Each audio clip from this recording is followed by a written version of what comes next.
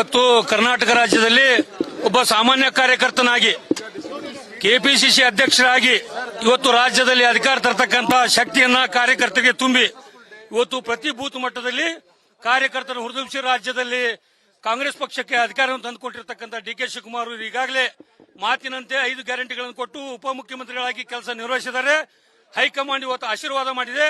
ಅವರು ಮಾಡಿರ್ತಕ್ಕಂಥ ಕೆಲಸಕ್ಕೆ, ಸಾಮಾನ್ಯ ಕಾರ್ಯಕರ್ತನಾಗಿ ಮಾಡಿರ್ತಕ್ಕಂಥ ಕೆಲಸಕ್ಕೆ ಇವತ್ತು ರಾಜ್ಯದ ಮುಖ್ಯಮಂತ್ರಿಯನ್ನಾಗಿ ಮಾಡಿರ್ತಕ್ಕಂಥದ್ದು ನಮಗೆ ಸಂತಸ ತಂದಿದೆ. ಹೈಕಮಾಂಡ್ಗೆ ಎಲ್ಲ ರಾಜ್ಯದ ಕಾರ್ಯಕರ್ತರ ಪರವಾಗಿ ಹಾರ್ದಿಕವಾಗಿರ್ತಕ್ಕಂಥ ಅಭಿನಂದನೆಗಳನ್ನ ಈ ಸಂದರ್ಭ ಸಲ್ಲಿಸ್ತೀನಿ.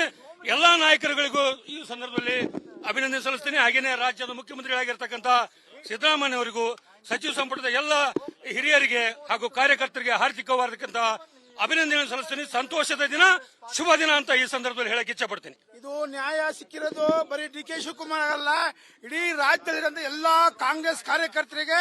ಅವರು ಏನು ಇವತ್ತು 2 ವರ್ಷ ಅವಧಿಯಲ್ಲೇ ಈ ರಾಜ್ಯದಲ್ಲಿ ಉತ್ತಮವಾದ ಕೆಲಸ ಮಾಡ್ತಾರೆ. ಕಾರ್ಮಿಕರು, ವಿದ್ಯಾರ್ಥಿ, ಶ್ರಮಿಕರ ಪರವಾಗಿ ಕೆಲಸ ಮಾಡ್ತಾರೆ. ಭಗವಂತ ಆಶೀರ್ವಾದ ಇರುತ್ತೆ.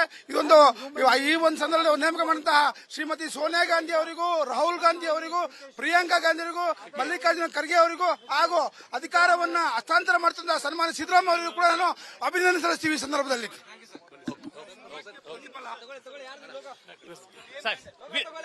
ವೀರಭದ್ರ ಕೆಪಿಸಿಸಿ ಕಾರ್ಯದರ್ಶಿ. ಇಂಗ್ಲಿಷ್ ಉಮಾ ಅಭಿಮಾನಿಗಳ ಕಡೆ ಸಿಹಿ ಹಂಚಿ ಸಂಭ್ರಮ ಪಡ್ತಿದ್ರೆ All leaders is